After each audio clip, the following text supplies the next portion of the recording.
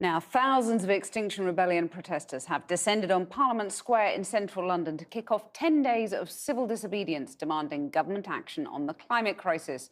Scotland Yard said 90 people have so far been arrested. The activists want to force climate change to the top of the political agenda as MPs return from their summer break. Our chief correspondent, Alex Thompson, is there. Alex.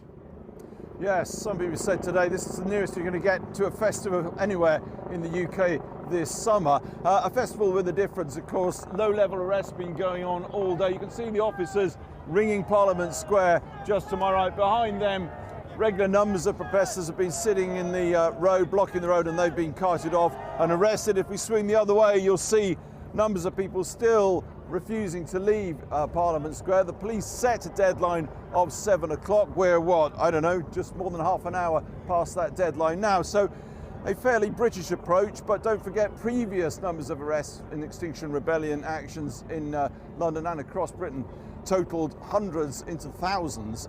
My guess is we'll be well into three figures before this is over. It's just day one of 10 days of protest. Like a band trying to crack that difficult second album, how to make it bigger, better, more meaningful, even than last time. A movement which came from nowhere to 70 countries in 2 years, got the UK Parliament to declare a climate emergency within days of blocking streets last year. So now what? Well, now, the COVID pandemic. For some Extinction rebels at the front line of that, a chance to put it all into real perspective today. Environmental things have increased the risk of further pandemics happening in the future. Student Elijah Mackenzie Jackson comes to all this after a 10-day hunger strike last year in protest of plans to sink a new coal mine in Cumbria. So it's more important now than ever to come together to tell the governments when we start to build back, we build back better and we change the world while doing so. Similar scenes in Cardiff and Manchester today. To awaken as they see it, Parliament's prepared to offer lavish words but little action on the climate emergency. This, one of several marches converging on Parliament today, promoting a new law on carbon emissions, global conservation and a citizens' assembly to make it all happen. So the bill will create the recognition of UK's emissions, including imported goods and shipping and aviation and kind of the things that we cut out to bodge our figures. It will also include the rapid decarbonisation, and it will also include that needs to be overseen by a citizens' assembly. Extinction Rebellion announcing their presence on the streets of the capital for the first time in some months, and very much making the point that the COVID pandemic is all part of the old normal that got us into the mess we are now in. They say that is not party politics, that is physics, chemistry and biology.